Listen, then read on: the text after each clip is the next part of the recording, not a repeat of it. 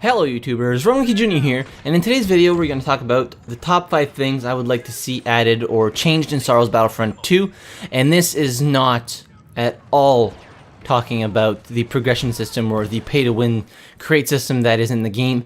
I think that has been widely covered, and there's so many videos out there about this, so this video is not going to talk about this at all, because I think it is a very, very broad subject, and yeah, it would take up a lot of time to go into it in depth and talk about it, and I mean, there's so many people that have done it, so without further ado, let's get the video started. So number 1, a decent cosmetic system.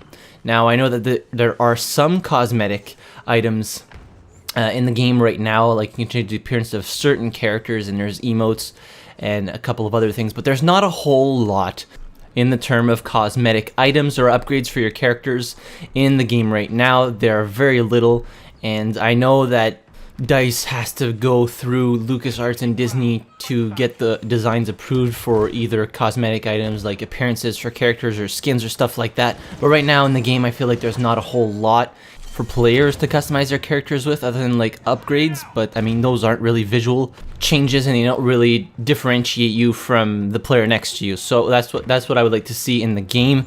Number 2 is rank display. Now you rank up in the game as a general level, like not class specific levels, but at a whole.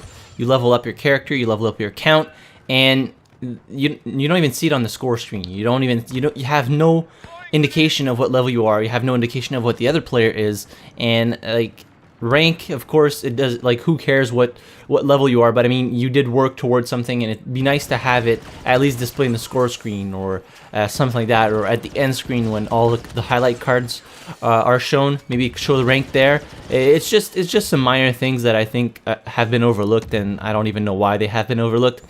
Number 3 is the ping. Now, there is no server browser in Star Wars Battlefront 2, and I kind of get why. Okay, get the Star Wars experience. You always want to have matches going. You don't want to have to wait. But why is there no ping? Sometimes I feel like I'm getting shot around corners and killed around corners and stuff like that, and there's no way for me to know if okay, maybe I have a high ping in this server, so maybe I'll leave and join another one, or maybe he has a high ping in this server, and that's why on his screen I wasn't quite behind the wall yet, and that's why he managed to kill me. So I think that's a big misstep for not putting ping. I mean, it gives everybody so much information, and even the player himself or herself, if you have a high ping and you don't want to play like that, well, then you can decide to leave that server and join another one with the quick match. Number 4, a proper squad system, not this system of spawning in with random people every time and not be able to spawn on anybody. It's ridiculous. I mean, we have been so used to a squad system in DICE games, specifically in games which offer a large warfare experience like Battlefield and Battlefront. I don't know why they have this weird system of spawning with random people every time, and like if you're in a full group you deploy immediately. It's probably to encourage teamwork amongst players who will more than likely never work together. But I mean, I just don't like it. It's no good. You can't even know who's on your team half the time. You have to look for the yellow names, and it would be nice to actually have somebody to spawn on, and also always have the same consistent people in your team and know what they're playing as, because right now every time you spawn in that squad, well, we might all be assault, but there's no way of knowing before you're actually in the ready to go screen that everybody's assault. Okay, you might need an officer there to battle boost, or a heavy to protect with the shield or something like that, but right now there's no actual there's none of that, and I feel it just hinders teamwork more than what they're probably trying to do.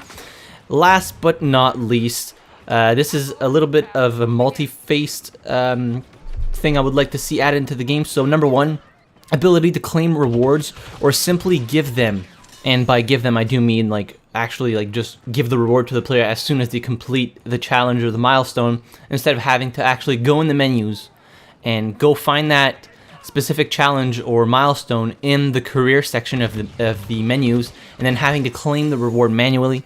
I think it's just a process that takes a little bit too long, and like you have to actually manually go and scroll down to see which assignments you completed. It's just pointless, and I would much rather have that in the menu between matches, that you can scroll down and look for the challenges that you completed or the milestones, or actually even have them rewarded already and still be able to go through that menu to see, okay, well, maybe I'm going to work on this for next round, and maybe I'm going to work on this one, because now you actually have to.